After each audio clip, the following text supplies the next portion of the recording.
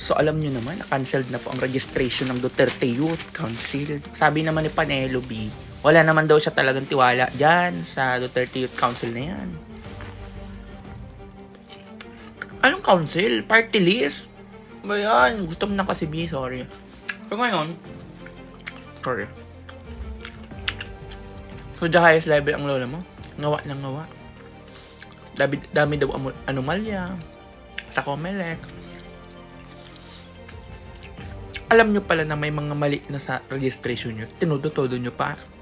Ang kapal-kapal pa ng pagmukha mo. Na ilalabas mo ang baho ng House of Representatives. Lahat. O, ilabas mo, B.